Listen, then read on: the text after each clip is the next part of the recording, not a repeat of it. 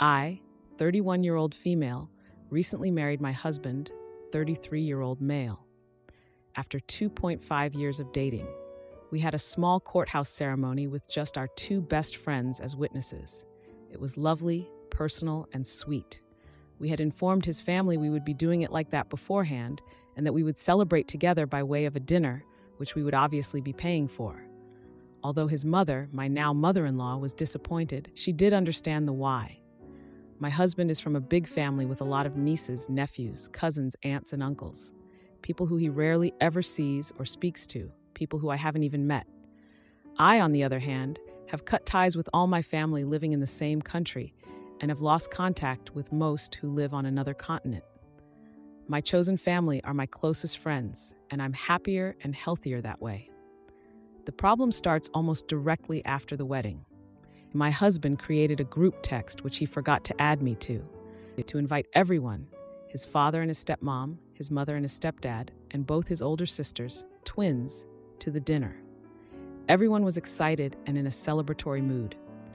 When all of a sudden, one of his sisters, 41-year-old female, just mentions she'd be taking her boyfriend of a few weeks, months at that time, along. My husband didn't really mind it that much, although he found it weird she didn't just ask. We haven't met him, and we're the ones paying to bring him to the dinner. He just wanted to call her out on her ways when we'd get to the restaurant. That didn't seem like a good idea to me. I did mind. This was our dinner to celebrate with his direct family, for them, not for her to introduce her new boyfriend officially into the fold. It'd be different if we'd met him before, but ever since she's been dating him, she hasn't been in contact much, which is fine. New love is exciting and blindly infatuating at times. Secondly, I don't do well with new people, and going out to dinner is anxiety-inducing enough for me. After some back and forth with my husband, I decided to text my sister-in-law asking her to accept and respect our wishes to keep it small and that we'd love to meet her boyfriend soon some other time. My text was kind and courteous, but clear in its message. After hours, I finally got a response. Mind you, this is the day after our marriage, stating that if he, her boyfriend, couldn't come, she wouldn't be coming either. That she didn't understand why she'd have to ask to bring her boyfriend, and that this would be the perfect opportunity to introduce ourselves, disagree, following it up by saying I should not contact her again because she wouldn't respond, and that she didn't understand why I'd even message her to begin with, because she was talking to her brother, and that he, her brother, my husband, could contact her whenever he'd got his mind back, implying he'd lost it. This message had me seething and crying at the same time. I found it to be extremely disrespectful and completely out of character for her. It wasn't exactly the welcome to the family I'd hoped for. Nevertheless, I did respect her request not to message her again, so my husband texted her instead, privately. She wasn't much kinder to him, and after some back and forth, he said he'd call her, his sister, tomorrow, the day of the dinner, because the text conversation wasn't getting anywhere and was just escalating. So the day of the dinner arrives, and he calls her. She doesn't pick up. He calls her again, no response. At this point, he's just sad and disappointed she won't be there to celebrate. Something that should have been a celebration turned a bit sour. We continue with our plans and shortly explain the situation to his family there. No details, just that there's been a disagreement. They're all befuddled, but we enjoy our dinner anyway. We learned later that his sister hadn't come to his bachelor's party for the same reason, her boyfriend not being invited. His family is now aware of the situation and how she responded to it. It all seems so childish and entitled, very uncalled for. It's now almost 4 months later, and there's been no contact between my husband and his sister. Not because he hasn't tried, but because she doesn't answer. I've encouraged him to send her texts or call, but he doesn't know what's best. Again, this response was very out of character for her. He's at the point he's willing to set her up, coincidentally dropping by when she's at their mother's place, to be able to talk to her in person. I'm unsure what the right course of action is here. I've expressed that I'd like an apology from her in due time, but his family doesn't expect me to get one from her. I don't feel comfortable letting someone talk to me like that without consequences. I haven't cut ties with my toxic family to just roll into the next one. But at this point, I just want him to have his sister back. So am I the idiot? Edit. I'm well aware I misstepped sending the message. Hindsight is 20/20. I did check with my husband if he was all right with it. Me sending a message and the message itself, and he okayed it. Nevertheless, I know now that's the point I fricked up.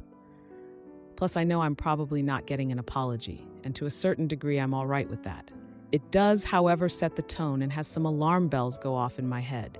I don't trust her to be a safe person anymore. People need to take responsibility for their actions and behavior. I don't mind saying I'm sorry to her first, but if it's in no way reciprocal, I'm done.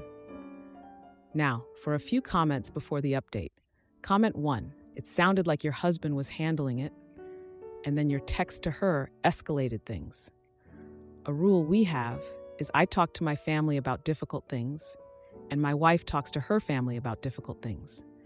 If you had a time machine, your husband should have talked to her in person or on the phone and gently let her know that the boyfriend is not invited, and then leave her alone.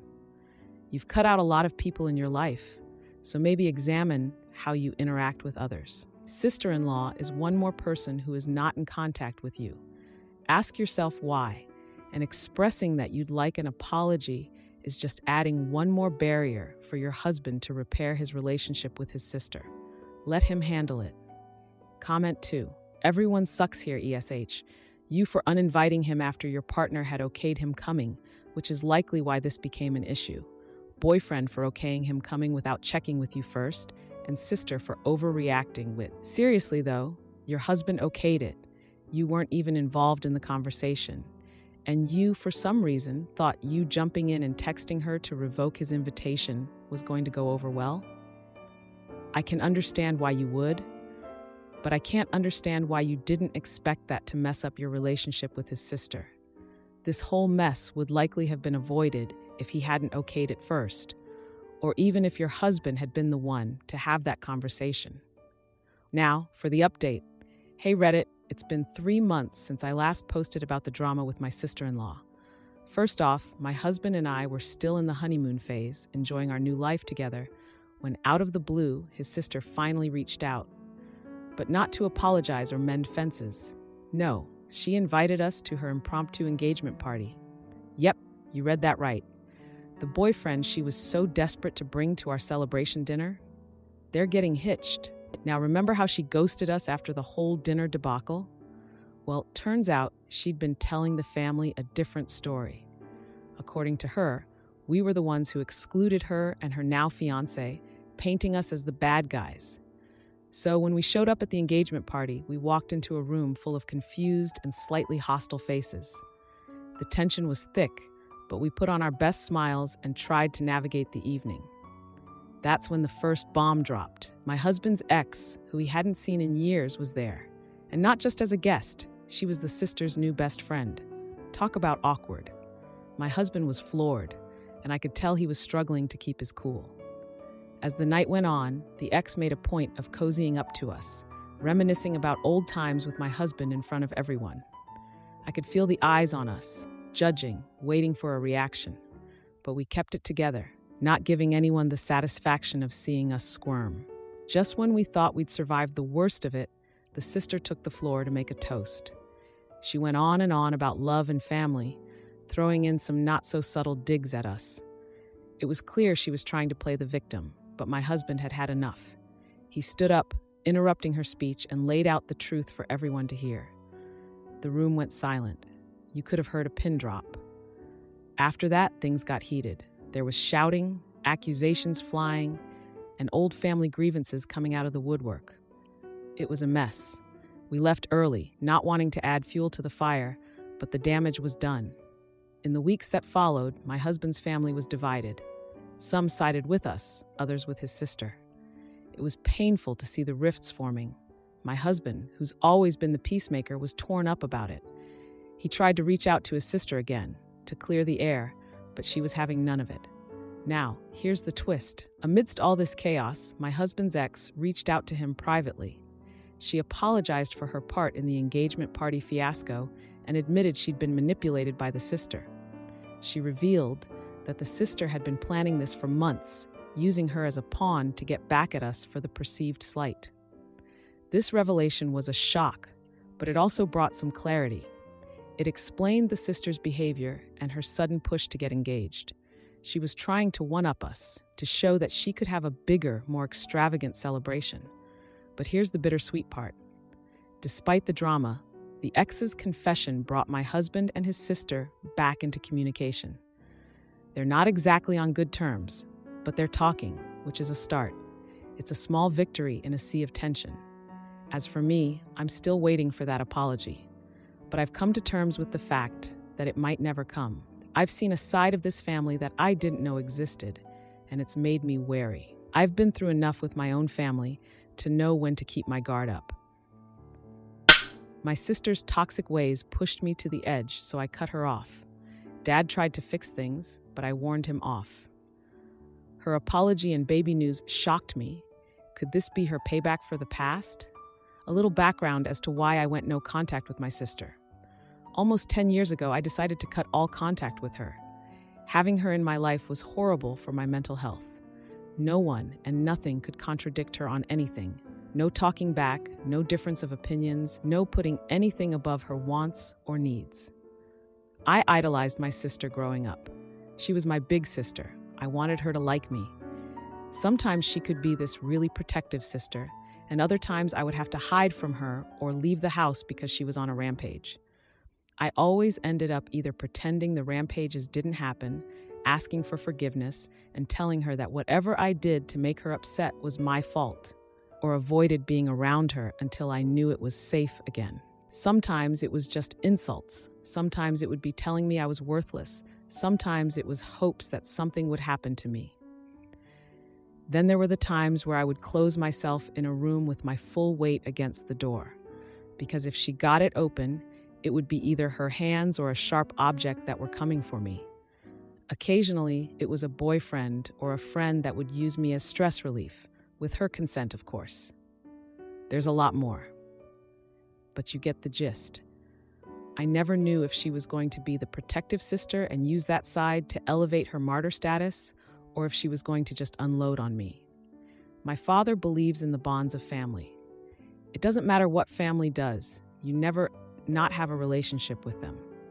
I have my own major issues with him, but this post would be never ending if I explained them. When I cut off all contact with my sister, apart from the one time I talked to her to tell her to stop yelling at our mom because my mom had just found out her mom had died, my dad made it his campaign to get us to be close sisters again.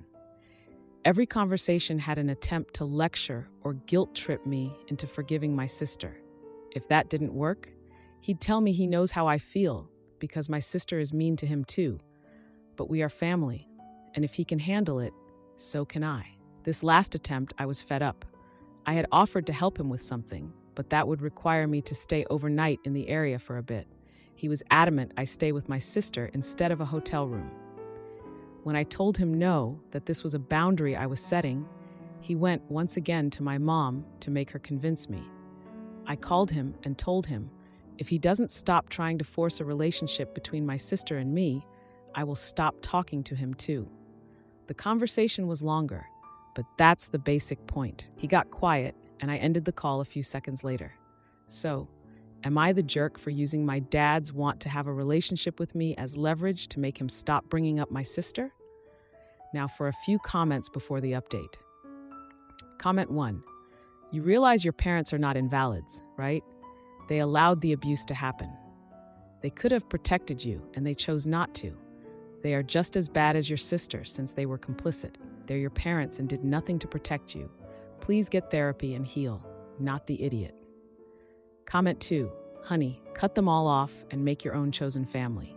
Just because you're blood related does not make them family. Family cares for and protects all members from harm, not just a chosen few. Now for the update. Hey Reddit, back with an update on the situation with my sister and dad. It's been a wild 3 days, and I've got to say, things took turns I didn't see coming. First off, I've got to give you some context about my sister's past behavior. Remember how I said she could be protective? Well, that wasn't always a good thing. She used to date this guy. Let's call him Mark. Mark was bad news, but my sister was head over heels for him. One time, I caught him stealing money from her purse. When I told her, she flipped it around and accused me of trying to break them up. She wouldn't listen to a word against him, and it ended with her not speaking to me for months. That's the kind of protectiveness I'm talking about. Now, on to the update. After I hung up with my dad, I thought that would be the end of it. But nope, the next day, I get a call from my mom. She's in tears, saying my sister showed up at her place, going on about how she wants to make amends, how she's changed. My mom, bless her heart, believes in second chances, so she begged me to consider it. I was skeptical, but I agreed to think about it. The following day, I get a text from my sister. She's apologizing, saying she's been in therapy, that she's working on herself. She even admitted that what she did with Mark was wrong and that she should have listened to me. I was floored. It's like she was a completely different person. But I've been down this road before, so I was cautious. I agreed to meet her for coffee in a public place, just in case. We sat down and she started telling me about her therapy, how she's been diagnosed with a personality disorder and how she's working to manage it. She was actually taking responsibility for her actions. It was a lot to take in. Then she dropped a bombshell. She's pregnant. I nearly choked on my coffee. She said it was a wake-up call for her, that she wanted her child to have an aunt who wasn't afraid of her. I didn't know what to say. Part of me was happy for her, but another part was terrified of the idea of her being a mother, considering how she treated me. We talked for a long time, and I started to believe maybe she really was different. But then, as we were leaving, Mark showed up. Yeah, the same Mark. He's the father. My heart sank. She introduced us, and he had this smug look on his face, like he'd won some sort of prize. I was polite, but inside, I was screaming. I left feeling confused and angry. I didn't know what to make of it all. Was she really changing, or was this just another manipulation? And what about my future niece or nephew? What kind of life would they have with Mark in the picture? I went home and tried to process everything. That night, my dad called. He'd heard about the meeting and wanted to know how it went. I told him everything, including my fears about Mark. To my surprise, he agreed with me. He said he never liked Mark and that he was worried too. It was the first time in a long time that we were on the same page about something. The next day, my sister called me again. She was crying, saying she and Mark had a huge fight. She caught him texting another woman. She was done with him, she said. She wanted to raise her child alone, without him. I was shocked, but also relieved. Maybe this was the real turning point for her. My partner mocked our texts on Discord, so I called them out, and they tried to play the victim. A friend's toxic betrayal came to light, and now they're scrambling because context. He and I have been together for 6 months now, and were colleagues before we started dating. He was a very different person back then and has definitely changed for the better. But I recently got Discord, and his friends invited me to join the chat. They were all in, and I wanted to meet his friends, so I agreed. All of us became kind of close, and I even organized a surprise for my boyfriend to meet his friends in person. But on Discord, you can scroll up to messages that were from years ago. A friend of his told me to scroll through the messages 2 weeks before he and I started dating. So I did, expecting him to be nice and say sweet things about how much he liked me. But it was the opposite. He had screenshots of messages that I had sent him and took them all out of context, saying, "Is she really trying to flirt with me right now? And what is her problem?" What makes this worse was I was still in a very hurtful relationship at the time, and he sent screenshots of the texts I would get from my ex, basically blasting me in a GC for cheating on my hurtful ex. I came to him frustrated with what I had just read, and he kept saying, "I'm not that person anymore. People can change." And yes, he has changed quite a lot and has definitely become a nicer person, but at the end of the day, I feel betrayed. Am I the idiot? Update. Thank you to everyone who gave me advice. I wasn't expecting such a large group of people to text me. He and I went out and talked because we had arranged plans with a group of people and tickets were non-refundable, so we took it as a time to talk. He apologized for everything, and we talked about how I felt about the whole situation. He told me he really cared and felt horrible about the whole situation. And the reason he acted empathetic was because he was embarrassed. We made some ground rules, and he will not screenshot texts and send them. Since I have cooled down, I have taken a step back and realized that he has always had my back and has been a great partner to have and listens to my needs. So I am making it work. I know a lot of you wanted me to break up with him, but I want to give it another shot because I do care so much for him, and I know he cares for me too. Thank you again. Hope you all have a wonderful rest of your day. Update. 2 people have been asking our ages. I am 18 and he is 19. We were friends before we started dating and hung out a lot when we worked together for about a year. There were no romantic feelings between us yet, and I did not cheat on my ex when him and I were together. After he threatened my boyfriend now, I immediately broke up with my ex because I couldn't trust he wouldn't hurt anyone close to me. There's more to why my ex and I broke up, but it's not important to the story. We took time off before we started dating as well to make sure I was comfortable being with someone else. He was also in a very horrible relationship, so he understands my boundaries and has never crossed them. The texts I found were very immature and mean, but they were from before we were dating and 6 months ago. Now, for a few comments before the update. Comment 1. He's nicer now that he's sleeping with you and is changed after 6 months. Can't wait to see what he will change into in another 6 months. Facepalm emoji. Not the idiot. In the bin with this one. Comment 2. What's to keep him from changing back?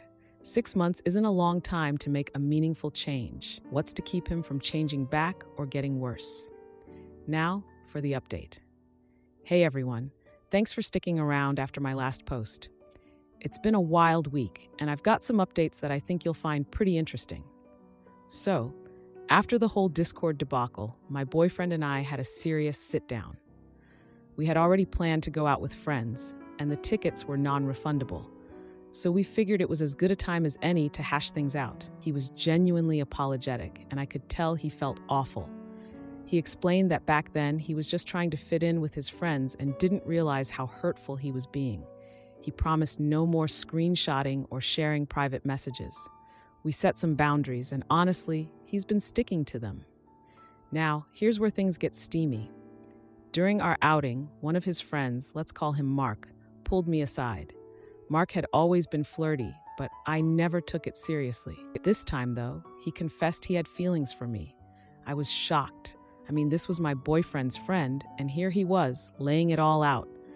I told him I was with my boyfriend and that nothing could happen between us. Mark seemed to accept that, but there was this tension in the air that just wouldn't go away. A couple of days later, my boyfriend surprised me with a romantic dinner at home. It was sweet, and for a moment, I forgot about the whole Mark situation. But then, my boyfriend's phone buzzed. It was a message from Mark, and my boyfriend left the room to take the call. I couldn't help but overhear bits and pieces of their conversation. They were arguing, and my boyfriend kept saying, "She doesn't know, and she's not going to find out." I was floored. What was he keeping from me? After the call, my boyfriend came back, acting like nothing happened. I played along, but my mind was racing. I needed to know what was going on. The next day, I confronted Mark. He was hesitant at first, but then he spilled the beans. Turns out, my boyfriend had been venting to Mark about our relationship, and Mark had been egging him on, trying to break us up so he could have a shot with me. I was furious.